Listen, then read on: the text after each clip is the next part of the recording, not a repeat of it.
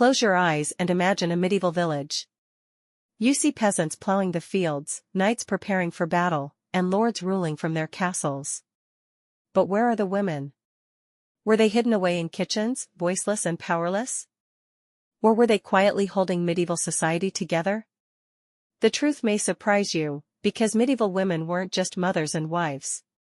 They were farmers, healers, merchants, and sometimes, even rebels. Today, we're uncovering the untold lives of medieval women in Britain, and what we find will completely change how you see the Middle Ages. Medieval Britain stretched from the Norman conquest in 1066 to the late 15th century. It was a world dominated by kings, knights, and the church. But for women, daily life depended heavily on class, location, and even luck. For most women, peasants, the day began before sunrise. They worked alongside men in the fields, sowing, harvesting, and tending animals. After that, they still had to cook, weave, fetch water, and care for children. But peasant women were more than laborers. Some brewed ale for sale, others sold goods in markets, and widows could sometimes inherit and manage farms. In fact, many medieval villages relied on women's work for survival. Not all women lived as peasants. Noble women had very different lives. They managed large estates, oversaw servants, and were expected to uphold family honor. Marriage wasn't about romance, it was about power, alliances, and land. Yet, some noble women rose above expectation. Eleanor of Aquitaine ruled vast territories and even went on crusade. In their husband's absence, noble women could act as political leaders, judges, and commanders of castles. Contrary to the myth, medieval women weren't excluded from work. They spun wool, brewed ale, sold produce, and even joined trade guilds.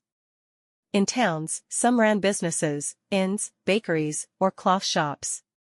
Widows had more freedom than married women, often taking over their husbands' businesses. In some cases, they became highly respected members of their communities.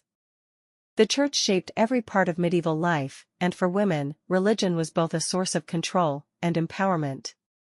Nuns gained education in convents, women went on pilgrimages, and mystics like Julian of Norwich wrote about visions that still inspire today. But strict church teachings also reinforced the idea that women were weaker, sinful, and needed male guidance. Life wasn't easy. Women had fewer rights than men. They couldn't vote, rarely inherited property, and their lives were often dictated by fathers or husbands. Marriage could be forced, and childbirth was dangerous. Many women didn't survive past 30. And yet, medieval women endured. They worked, prayed, loved, and resisted, often in silence, often forgotten. But without them, medieval Britain would have simply collapsed. So next time you picture the Middle Ages, remember, women weren't just in the shadows, they were the heartbeat of medieval life.